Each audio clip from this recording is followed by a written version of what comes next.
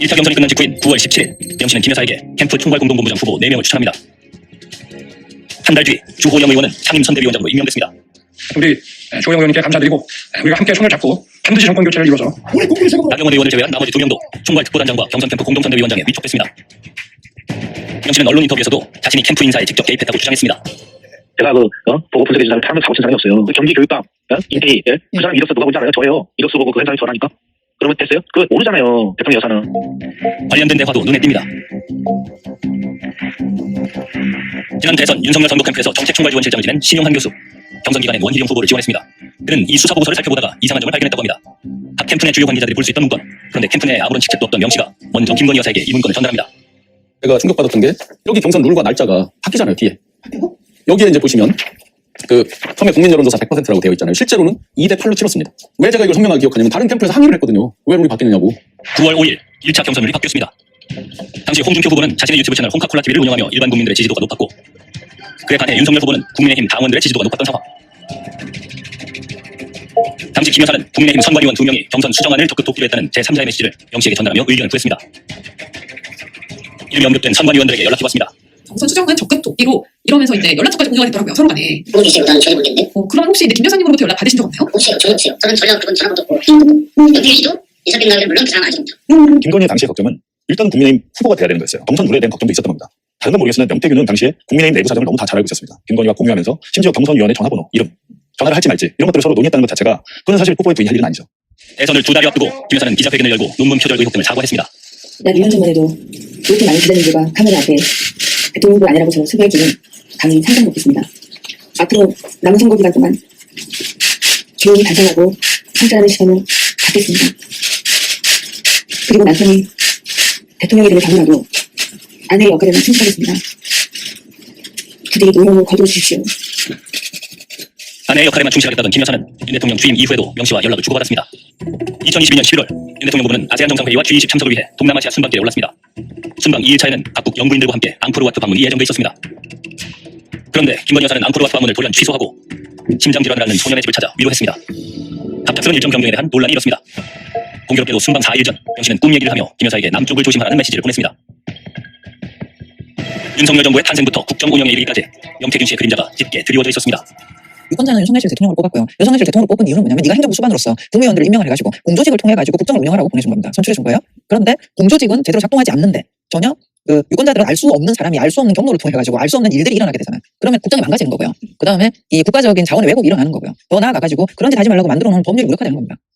무슨 일을 하는지도 모르는 사람의 말을 들을 이유가 없다던 대통령실의 해명과 달리 김건희 여사는 명씨와의 SNS 대화에서 그를 전적으로 의지한다고 했고 그 관계는 대통령이 된 이후에도 이어진 것으로 보입니다. 신뢰의 바탕이 된 건 명씨의 여론조사입니다. 경남 창원에서 여론조사 업체를 운영하는 명태균 씨는 여론조사의 데이터를 조작하는 등 불법적인 방법으로 보수 진영의 선거판을 흔들고 정치인들을 쥐락펴락했다고 합니다. 서울시장을 만들고 당대표를 만들고 대통령을 만들었다고 주장하는 명씨. 대통령 부부의 공천 개입 의혹에서 시작된 명태균 게이트는 이제 정치권 전체로 확대되고 있습니다.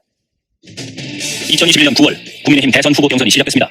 제가 윤 후보님 부인하고 장모 그 수많은 비리가 나도 제가 말 한마디 안 했습니다. 이렇게 얘기하시네요. 아니요 진짜 얘기해볼까요? 우리 홍 후보님 하면은 그동안 당을 분열시키는 내부 총질. 그때 그럼 제가 이래 당을 바로잡고 이렇게 세우고 힘들게 할 때 윤석열 후보는 어디에 있었습니까? 문재인 후보가 품 안에 있었잖아요. 10월 8일 본경선 진출자 4명이 확정됐습니다. 2차 경선도 압도적인 승리로 이렇게 마무리했습니다. 연속으로 얘기하면 제가 1등했다고 합니다. 윤석열 후보는 명태균 씨로부터 텔레그램 메시지를 받습니다. 미래한국연구소가 작성한 비공표 여론조사 보고서입니다. 명씨는 보안 유지를 당부합니다. 명씨에게 설명을 듣던 윤 대통령은 이놈들이 홍으로 가는 것 아니냐며 되묻습니다. 그것도 빨리 좀 해줬습니다. 아까 윤석열 전화인데. 예, 고생하라고. 예. 하여튼 조사 돌리면서 하지마다 나한테 좀 연락해줘요. 알겠습니다. 나하고 나한테 얘기하지 말고 수정 해야 되니까. 네. 맨날 유서에서 뭐가 얘기해요. 윤석열 대통령은 그동안 명태균 씨에게 여론조사를 요청하지 않았고 받아본 적도 없다는 취지로 설명했습니다. 저는 명태균 씨한테 무슨 여론조사를 해달라는 얘기를 한 적은 없습니다. 제가 여론조사를 조작할 이유도 없고 여론조사가 잘 나왔기 때문에 늘 뭐 그걸 조작할 이유도 없고 그리고 뭐 또 잘 안 나오더라도 그걸 조작한다는 거는 그거는 전 인생을 살면서 그런 짓을 해본 적이 없습니다. 대통령의 해명에 의문이 남습니다. 수사보고서에 기록된 대화 내용만 봐도 대통령 부부는 명시로부터 최소 4차례 비공표 여론조사를 전달받았기 때문입니다. 여론조사 조작 의혹도 불거졌습니다. 연령이라고 지역이라고 다 맞춰서 예상하고 맞춰가지고 곱하기도 해갖고 한 20개 만드시죠. 이거 하시고요. 예. 차부터 뭐. 여보세요? 네. 이거 다른 쪽에 하트경이 나오는 거니까 윤석열이를 올려갖고 한주보다 2%씩 해주세요. 알겠습니다. 예, 올라가서 가서. 네. 예. 네. 설명해도 됩니다. 네네. 계속 올려갖고. 네네. 예, 3%. 홍보가 나오게 된다. 외부 유출하는 거니까. 네. 윤석열이 좀 올려주기, 송지표보다 2% 앞서게 해주기, 이런 거니까 의미하는 거는 뭐예요? 그게 그대로 조작하라는 짓이고 이성대로 만들어라 하는 거는 생각하지 않았던 그 개수를 뻥튀기를 하는 건데 500개의 개수를 이제 곱하기 4해서 2,000개 정도를 만든 거예요. 그 윤석열 지지층이 젊은 층이 없어요. 거의 이제 50대 후반, 60대 이제 쪽의 사람이고 홍준표 지금 대구시장 같은 경우는 홍콜을 해서 이제 젊은 층 지지층이 많아요. 그렇기 때문에 지지층 올려라. 보여주기 위해서 약간의 PD 수석은 전문가와 함께 지난 대선 미래한국연구소가 제시한 비공표 여론조사 23건을 분석해봤습니다. 23건 중 8건에서 응답 결과를 허위로 작성하거나 응답자 수를 부풀리는 방식으로 데이터 조작이 이루어졌습니다. 수사보고서상 드러난 3건은 조작된 여론조사였습니다. 윤석열 후보를 위해 대선 기간 실시한 비공표 여론조사는 23차례. 하지만 선거 캠프에서 공식적으로 미래한국연구소에 여론조사를 의뢰하거나 비용을 지불한 적은 없습니다. 그 비용을 청구를 했습니까? 유승열 대통령 후보에게? 네, 돈을 받아온다 해서 이 뒤에 역사를 만들어가지고 명태균 대표한테 줬고 그때 3월 21일 날 비행기를 타고 돈을 받아. 그 금액이 총 얼마입니까? 3억 7,500만 원 정도. 사실 서울 가서 그 돈을 받아왔나요? 안 받았습니다. 그러면 어떻게 했습니까? 김여성 공천을 받았습니다. 후쿠시마 오염수 방류를 두고 논란이 일었던 2023년 6월 국민의 불안감을 달래기 위해 수산시장을 방문한 국민의힘 소속 의원이 수조물을 떠마시는 돌발 행동을 했습니다. 이거 먹어도 된다는 거 아니에요? 2022년 6월 경남 창원이창 보궐선거로 10년 만에 국회에 재입성한 김영선 전 의원. 명씨가 김 전 여사를 통해 김 전 의원의 공천 과정에 영향력을 행사했다는 의혹이 이렇습니다. 오늘 교사님 전화 왔는데 네네. 내 고마움 때문에 네네. 이런 거 쓰지 말라고. 내가 고맙다고. 네네. 자기 선물이래. 하여튼 이쪽 좀 해야 돼. 알겠습니다. 네. 2022년 6월 1일 전국 동시지방선거와 함께 치러진 경남 창원이창 국회의원 보궐선거. 국민의힘은 공관위의 결정으로 김 전 의원을 전략 공천했습니다. 공천 발표 하루 전인 5월 9일 명태균 씨가 윤 대통령과 직접 통화했습니다.